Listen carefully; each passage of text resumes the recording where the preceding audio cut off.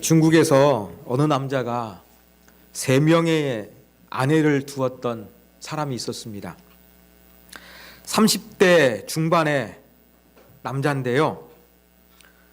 부동산 사업을 하고 있었습니다. 그래서 2005년부터 2017년까지 각기 다른 3명의 여성과 결혼해서 각각 새 살림집을 차렸고 새 부인으로부터 자녀들도 낳아서 살고 있었습니다.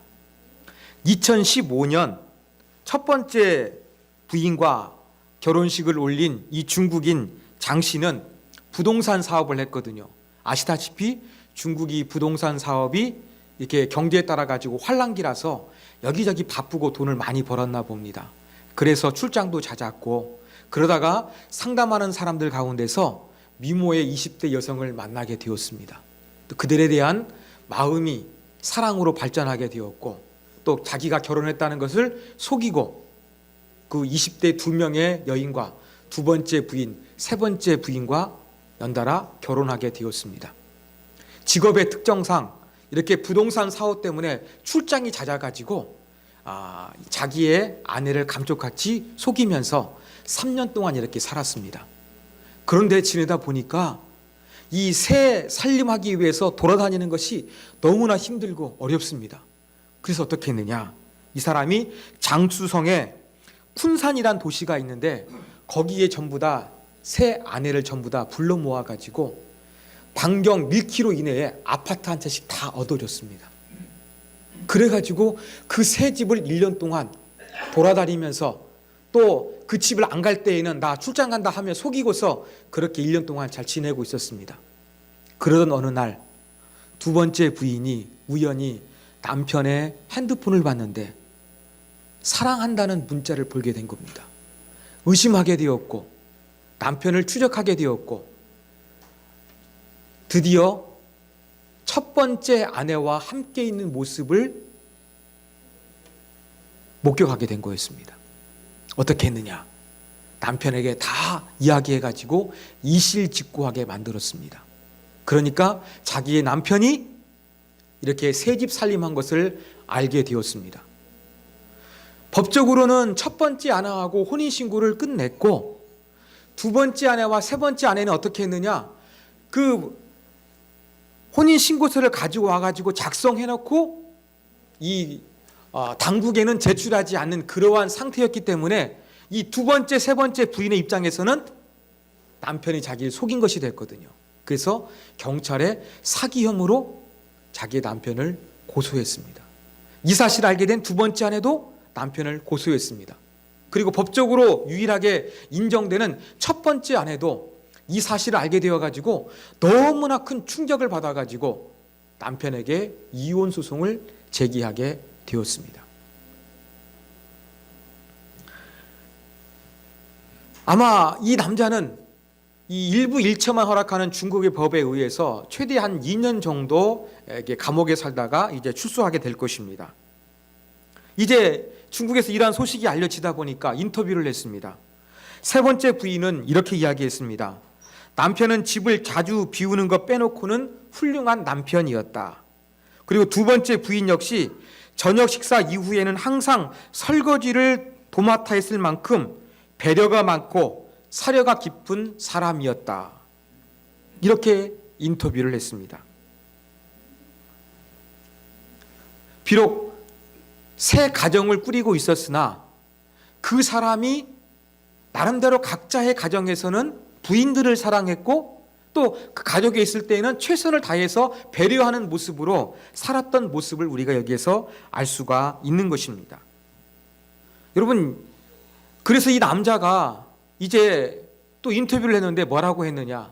내가 이제 사기죄로 이제 감옥에 갇혔는데 내가 출소하게 되면 3명의 아내 중에서 나를 용서하는 사람하고 살게 될 것이다. 그렇게 이야기를 했다고 합니다. 여러분, 이 이야기 듣고 나니까 어떠십니까? 어떤 남자분들은 야, 저 사람 능력 있네? 한 집도 아니고 3집을 차려? 라고 하면서 능력 있다고 부러워하는 남자들이 있을지도 모르겠습니다.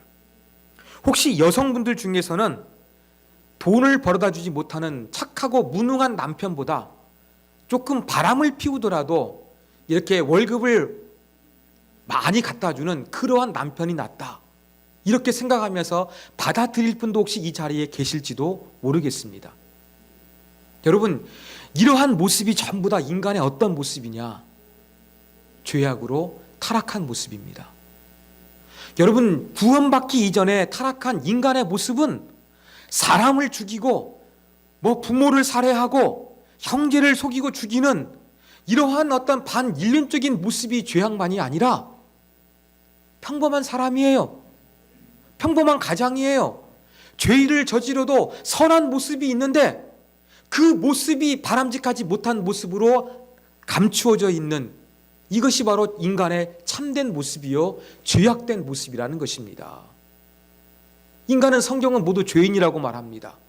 남의 걸 훔치고 빼앗는 죄인이 아니라 제가 말씀드린 중국의 이 새 아내를 거느렸던 이 남성처럼 집안에 있을 때는 너무나 착하고 좋은 남편인데 그렇다고 성적인 욕망에 사로잡힌 사람도 아닌데 그래도 법을 어기면서 이렇게 사람을 속이는 이 죄악된 모습, 이중적인 모습을 가지고 있는 것이 인간이라는 것을 이 중국의 새 가정을 꾸렸던 남자가 우리들에게 보여주고 있습니다. 여러분, 하나님을 모르는 죄악된 인간의 모습은 흉악무도한 모습이 아니라 평범한 사람 속에서 나타난다는 것입니다. 오늘 우리가 이 예배소서 2장 1절에서 10절까지의 말씀을 가지고 구원받기 이전의 인간과 구원받은 이후의 인간은 어떠한 존재가 되었는지 한번 살펴보고자 합니다. 본문에서 사도 바울은 성도를 구원받기 전과 구원받기 이후로 대조하고 있습니다. 2절과 10절에 그러한 부분이 극명하게 기록되어 있는데 그때에 구원받기 전을 이야기합니다. 그 가운데 행했다는 것은 아까 제가 말씀드린 이 중국의 남성처럼 죄를 짓는 구원받기 이전의 삶을 이야기합니다. 그리고 10절에서는 이제 그리스도 안에서 행하는 구원받은 이후의 삶을 이야기합니다. 행하여 행하게 그리스어로도 동일한 원어가 사용됐습니다. 바로 이렇게 구원받기 이전의 행함과 구원받은 이후의 행함이 다르다는 것을 사도 바울은 이야기를 하고 대조하고 있습니다. 보다 구체적으로 한번 이러한 부분들을 살펴보겠습니다. 바울은 구원받기 이전의 인간의 삶을 세 가지로 묘사합니다. 첫 번째, 인간은 죽었다는 거예요. 허물과 죄로 죽었던 너희를, 하나님을 떠나 하나님과 관계가 단절되어서 우리는 영적인 죽음, 영원히 사는 것이 아니라 육체적인 죽음을 맞이하게 되었습니다. 바로 인간은 죽은 상태였다는 것을 바울은 언급합니다. 두 번째, 인간은 종속되었다는 것을 언급합니다. 2절 보면 세상 풍조를 따르고 공중의 권세 잡은 자를 따랐으니 무엇에 종속되었습니까? 세상에 종속된 거예요. 공중의 권세 잡은 자, 마귀입니다. 사탄입니다. 사탄에게 영향받아서 그 지배 아래 살아간다는 것을 이야기하고 있습니다. 3절, 육체의 욕심을 따라 지내며 육체와 마음에 원하는 것을 하여 이제는 뭐합니까? 쾌락과 즐거움과 이기적인 자기의 육체적인 본능에 충실한 삶을 이야기하고 있습니다.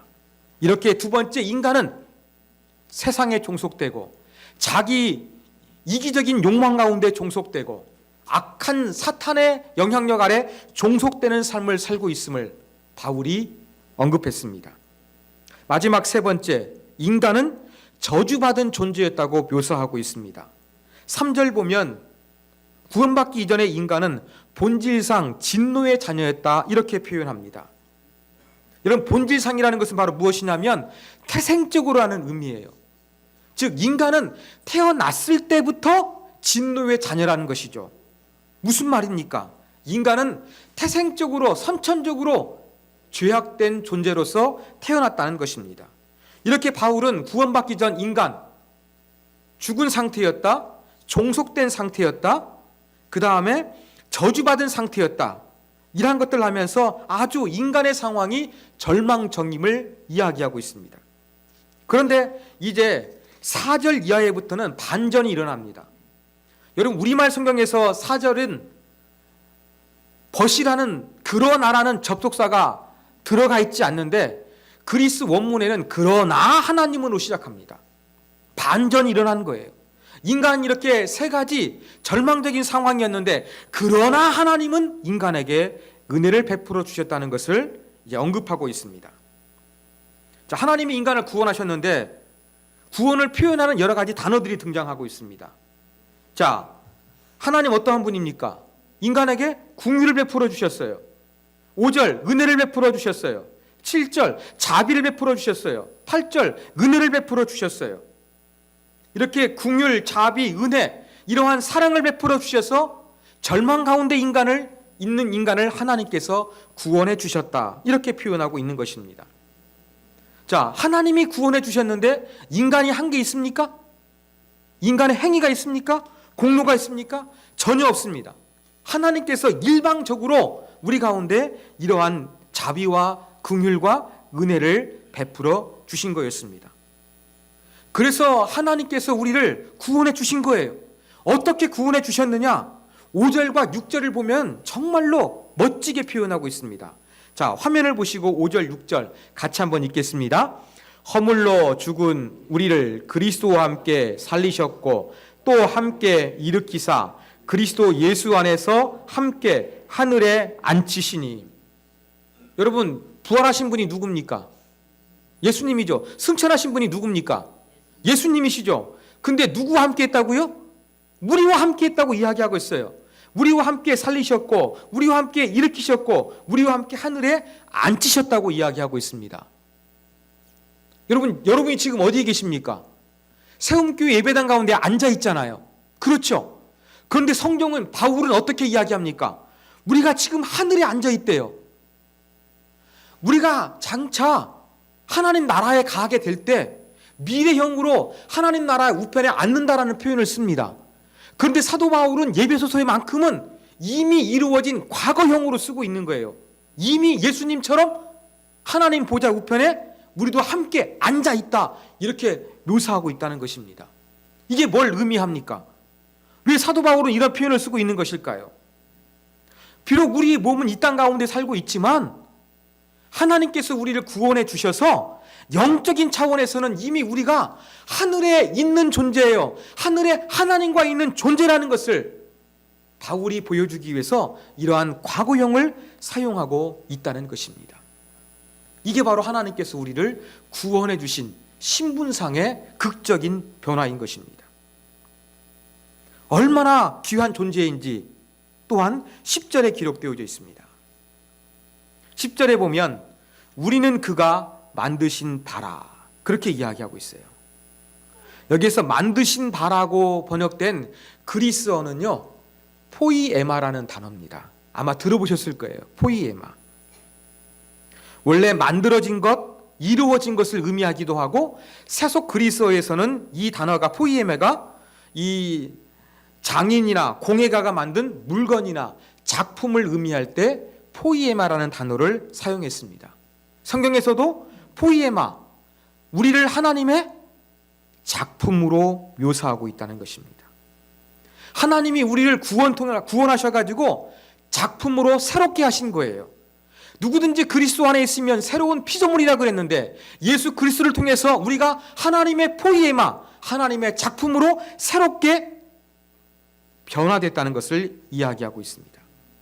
자, 이렇게 하나님의 걸작품으로 변화된 우리는 이제 무엇을 위해 살아야 되느냐? 10절에 기록되어 있습니다. 자, 10절 말씀 화면 보시고 같이 한번 읽겠습니다. 그리스도 예수 안에서 선한 일을 위하여 지으심을 받은 자니. 자, 하나님께서 우리를 구원해 주셔서 하나님의 포이에마, 걸작품으로 바꿔주셨어요. 왜 그렇게 하셨을까? 바로 그리스도 안에서 우리로 하여금 선한 일을 하는 존재가 되도록 하기 위해서 이제 우리가 달라졌음을 사도 바울은 이야기하고 있는 것입니다. 선한 일 때문에 구원받은 것이 아니라 우리가 구원받은 이후에 무엇을 위해 살아야 되는 거예요? 선한 일을 하면서 살아야 한다는 거예요. 우리의 행위로 구원받는 것이 아니라 하나님의 은혜로 구원받았기 때문에 하나님의 은혜가 너무 감사해서 우리의 삶은 하나님을 위해서 선한 영광을 돌리며 살아야 한다는 것을 말씀하고 있는 것입니다. 자, 그러면 우리가 해야 되는 선한 일은 구체적으로 무엇일까요? 무엇을 해야 우리가 선한 일을 하면서 하나님께 영광을 올려드릴 수 있을까요?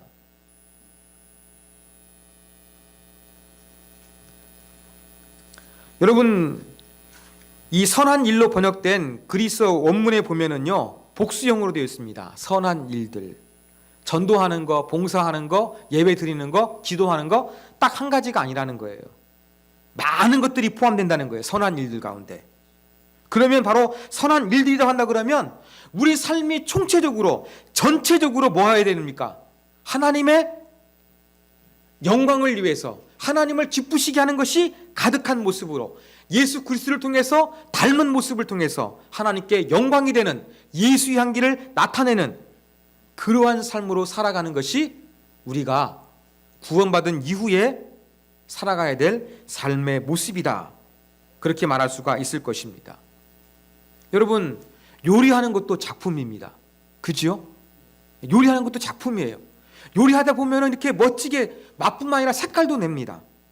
그러면 그 요리 가운데는 요리하는 요리가의 정성과 철학과 사랑과 미적 감각이 담겨져 있는 거예요. 저와 여러분도 구원을 통해서 하나님의 걸작품 포이에메가 되었다 그랬습니다. 그러면 우리 안에는 뭐가 있는 겁니까? 하나님의 능력이 있어야 되는 거예요. 그 하나님의 능력이 바로 무엇입니까? 바로 하나님 닮은 모습, 하나님 말씀대로 사는 모습, 예수의 삶과 정신을 닮아가는 모습, 이것이 있는 것이 바로 우리가 선한 일을 위해서 살아가는 모습이라고 할 수가 있겠습니다. 우리 삶 전체가 하나님을 닮아가고 하나님께 영광이 되는 구원받은 이후의 삶이 되어야 함을 사도 바울이 말씀하고 있어요. 이게 바로 오늘 본문의 핵심입니다. 자, 그러면 우리가 선한 일을 해야 한다고 그랬어요. 하나님 기뻐하시는. 조금 더 구체적으로 뭘 의미할까요? 삶 전체라 그랬잖아요. 너무 막연해 보여요. 그래서 이것을 조금 우리가 구체화시켜서 한번 오늘 말씀을 살펴보도록 하겠습니다. 제가 여러분 예배소서 1장을 강의하면서 노숙자와 명품 옷을 비유해 드렸는데 혹시 기억하고 계십니까? 하나님은 우리를 구원하셔가지고 신령한 복을 주셨다 그랬어요. 이 세상에 살아갈 수 있는 재물, 성공 DNA, 명예, 지위, 카리스마, 아름다운 미모, 건강한 육체, 이런 걸 주셨으면 얼마나 좋겠습니까? 그런데 하나님은 이런 것이 아니라 우리에게 영적인 신령한 복을 주셨다 그랬어요.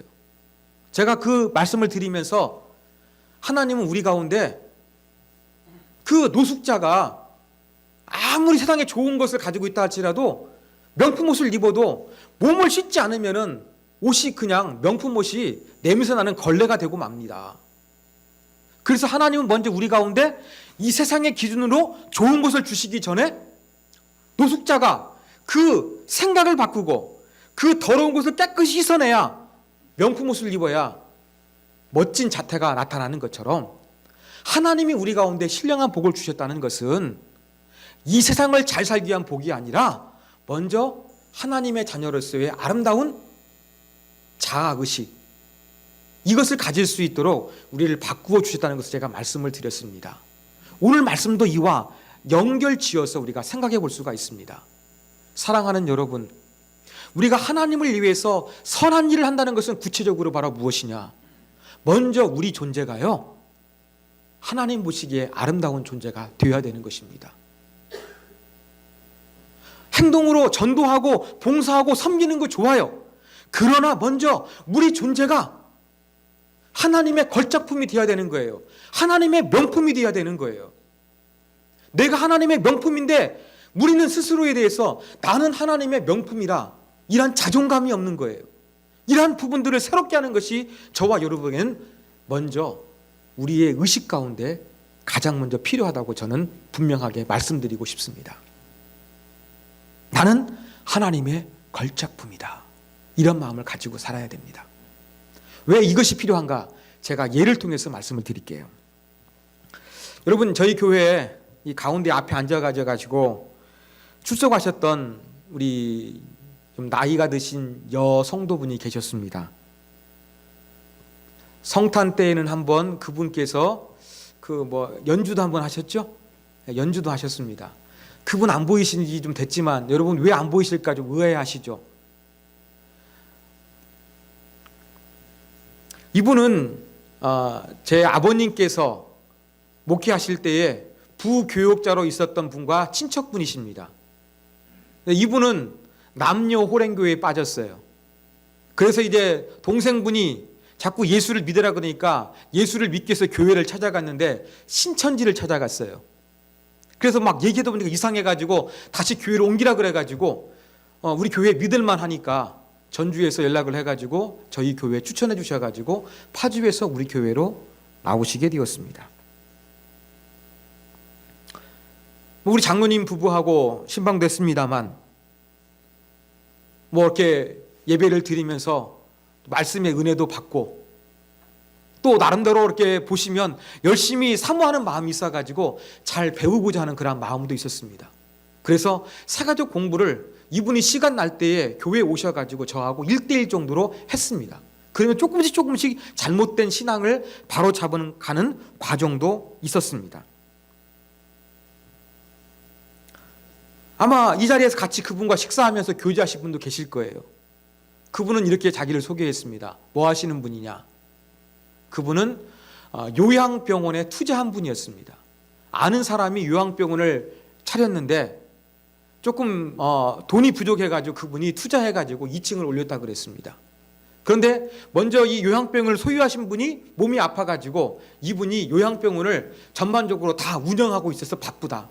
그렇게 알고 있었습니다. 근데 이분이 한 2달 가까이 못 나오시는 거예요. 궁금했습니다. 통화도 했는데. 그래서 제가 전화도 잘 안 되니까 원래 전화를 잘 안 받는 분입니다. 그래서 이분을 제가 찾아갔습니다. 파주로. 또 집을 알고 있었어요. 왜? 장로님 부부하고 새가족 신방을 했기 때문에 그렇습니다. 파주 신방했는데 아주 큰 넓은 TV에 나올 만한 그러한 멋진 전원주택에서 저희가 신방을 했습니다. 그 집에 갔는데 초인종을 누르는데 아무것도 인기척이 없습니다. 초인종을 누르면서 보니까 우편함이 있어요. 우편함에 우편물이 있더라고요. 우편물을 받습니다. 저희 교회 나오셨던 성동님의 이름이 아니에요. 뭐가 이상하다. 그 느낌이 들었습니다. 그리고 이제 그분하고 했던 요양병원이 어디냐 제가 이제 물었던 기억이 있어가지고 대충 제가 이름을 기억합니다. 적어놔가지고.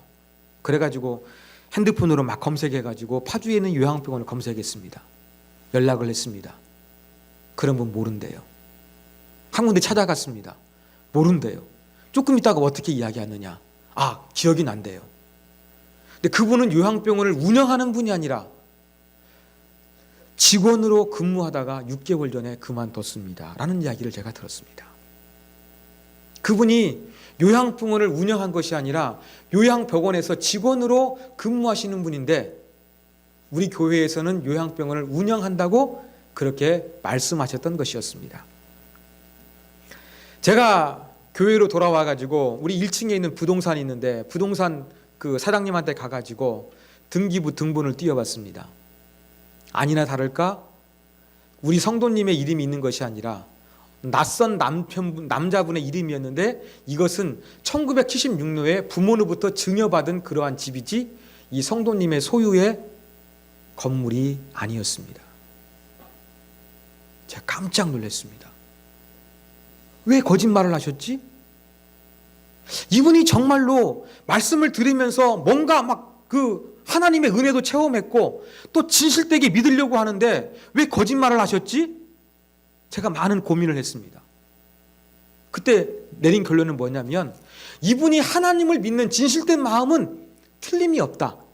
그런데 이분은 내가 멋진 차를 타지 아니하고 내가 돈이 많은 것처럼 보이지 않으면 교회 다니는 사람들이 나를 대우해 주지 않고 멸시할지도 모르니까 이분이 재산이 많은 것처럼 사람들 앞에서 당당하게 보이기 위해서 거짓말할 가능성이 크다는 제가 결론을 내리게 되었습니다. 그래서 이분이 교회 안 나오라고 물어보는데 제가 어떻게 했습니까? 그냥 이사하셔가지고 가까운 데 가려고 합니다. 그렇게 제가 말씀드리고 이분에 대한 내막을 말씀드리지 않고 끝을 냈습니다. 근데 인간은 속이지를 못합니다.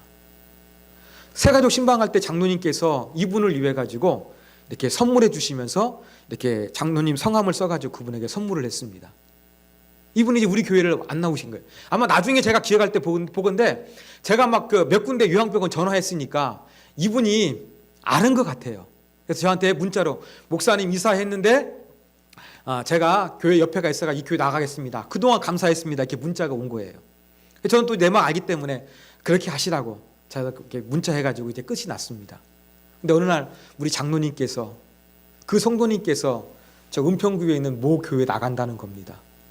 그 교회 장로님께서 그 성도님의 성경책을 보고 우리 장로님의 성함이 써 있으니까 그걸 보고서 알게 된 거예요. 여러분, 이렇게 세상이 좁습니다. 거짓말하고 못 사는 겁니다.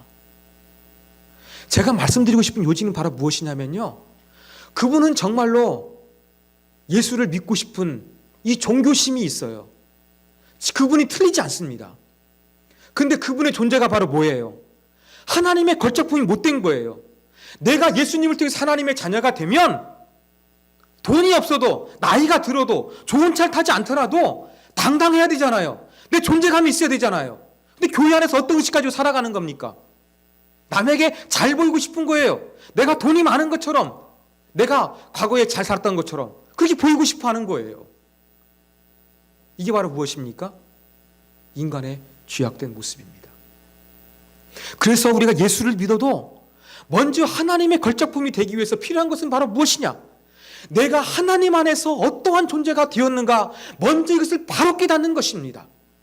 남에게 당당한 사람이 되는 거예요. 내가 하나님을 믿음에 내 이름이 하늘에 기록되어 있고 내 인생을 하나님께서 책임져 주신다는 그 굳건한 믿음이 있는 거, 이게 바로 하나님의 걸작품의 당당한 모습입니다.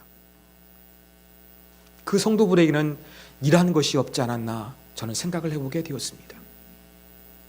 사랑하는 여러분, 우리가 선한 어떠한 행동을 하기 전에 먼저 선한 일을 할 수 있도록 우리의 영적인 자존감, 우리의 그 존재가 어떤 존재인가 분명히 한번 저와 여러분이 다시금 깨달았으면 좋겠습니다. 여러분, 기독교는요, 구원받은 것은요, 죽어서 천국에 가는 티켓이 아닙니다. 이 땅 가운데서 하나님의 자녀로서 하나님과 동행하는 아름다운 모습으로 살아갈 수 있는 그러한 영적인 자세를 가지고 살아가는 것이 바로 이 기독교인이 되는 것입니다. 이게 바로 하나님의 걸작품다운 모습인 거예요. 그러므로 사랑하는 여러분, 여러분이 구원받은 그 이유라고 한다 그러면 여러분이 당당하셨으면 좋겠습니다. 비록 세상에서 내가 많은 걸 소유하지 못했고 내가 성공하지 못했다 할지라도 나는 하나님께 사랑받고 있는 존재요, 하나님께서 고귀하게 계시는 존재요, 장차 저 하나님의 품으로 나를 함께 앉혀주시고 하나님의 자녀로 맞아주실 것을 믿고서 살아가는 이 하나님의 사랑으로 확신하는 것, 이것이 바로 하나님의 걸작품이 되는 것입니다. 여러분, 이러한 확신이 있습니까? 구원받은 이후에 이런 확신이 있는 것이 바로 진정한 그리스도인의 자세라는 것을 저와 여러분이 반드시 기억하셨으면 좋겠습니다. 세상에서 많은 거 없어도 예수 믿는 거 위축되지 마십시오.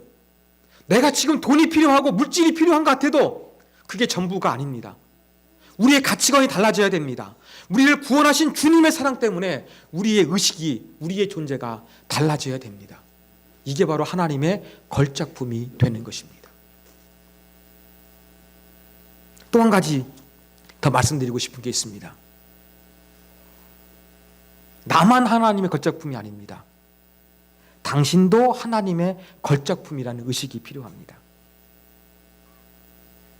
여러분, 먼저 우리가 어떤 일 하기 전에 마음가짐이 중요합니다. 어떤 마음가짐이 필요하겠습니까? 나만 하나님의 걸작품이라는 것이 아니라 여기 있는 우리 수민이가, 여기 있는 우리 박봉주 성도님께서 하나님의 걸작품이라는 그 존중감이 있으면 되는 거예요.